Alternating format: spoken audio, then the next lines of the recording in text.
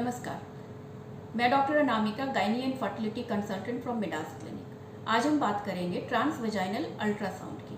Transvaginal ultrasound बहुत ही simple और बहुत ही कॉमनली प्रिस्क्राइब्ड अल्ट्रासाउंड है फॉर अ गायनी पेशेंट। स्त्री रोग के इलाज में इसका काफ़ी उपयोग होता है, पर अभी भी कंप्लीट एक्सेप्टेंस इसको लेकर मरीजों में नहीं है। कई बार मरीज अल्ट्रासाउंड रूम में बिल्कुल अचंभित हो जाते हैं, ये किस तरह का अल्ट्रासाउंड है, ये अल्ट्रासाउंड है भी या नहीं है, इसमें तो मुझे दर्द होगा, मुझे ये कराना ही नहीं है। तो आज हम समझेंगे कि ट्रांसवेजाइनल अल्ट्रासाउंड क्या है और ये ट्रांस एब्डोमिनल अल्ट्रासाउंड से अलग कैसे है। हम एक सिंपल सा एग्जाम्पल लेते हैं कि आपको खिड़की के बाहर देखना है। अगर आप खिड़की के बाहर डायरेक्टली देखते हैं तो आपको चीज़ें ज़्यादा साफ नज़र आएंगी, वहीं आप पर्दों के थ्रू देखते हैं तो आपको चीज़ें थोड़ी धुंधली नज़र आएंगी। बस यही अंतर होता है ट्रांस एब्डोमिनल और ट्रांसवेजाइनल अल्ट्रासाउंड में। ट्रांस एब्डोमिनल अल्ट्रासाउंड में हम आपकी बच्चेदानी और अंडेदानी को जब देखते हैं तो बीच में कई परतें आ जाती हैं, जैसे कि हमारा एब्डोमिनल फैट, पेट की चर्बी, आते, और इन सब के बाद हमें आपकी बच्चेदानी दिख पाती है। वहीं जब हम ट्रांसवेजाइनल प्रोब का इस्तेमाल कर रहे होते हैं तो डायरेक्टली देख पाते हैं, साइज का प्रिसाइज आइडिया हो पाता है और कोई जो पैथोलॉजी या खराबी है उसको भी ज़्यादा बेहतर समझ पाते हैं। ट्रांसवेजाइनल अल्ट्रासाउंड कराने के पहले आपको भूखे पेट रहने की या ब्लैडर फुल करके रखने की जो तकलीफ़ है उससे भी आज़ादी मिल जाती है।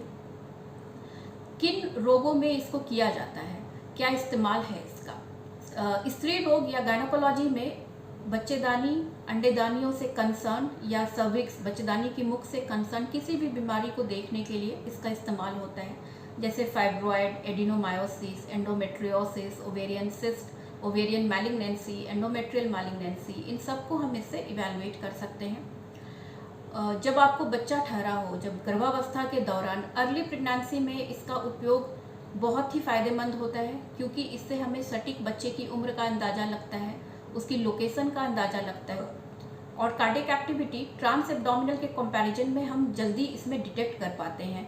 आपके बच्चेदानी का मुख द्वार यानी सर्वाइकल लेंथ छोटा तो नहीं हो रहा, बच्चेदानी के आसपास कोई गठान तो नहीं है जो कि बाद में आपको प्रेगनेंसी में तंग कर सके।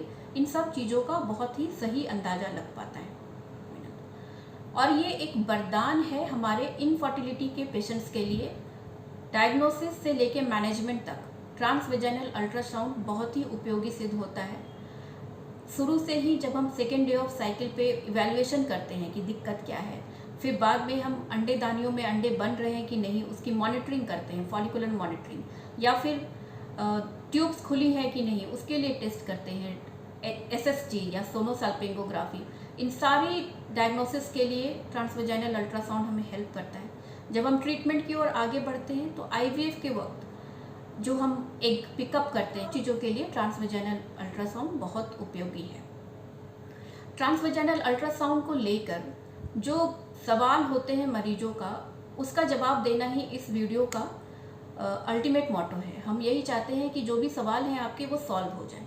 सबसे पहला सवाल या सबसे पहला डर, इस अल्ट्रासाउंड में मुझे दर्द होगा। ये बिल्कुल ही दर्द रहित प्रोसीड्योर है, और ऐसा भी नहीं है कि इसको करने में बहुत 10, 15, 20 मिनट लगने वाले हैं।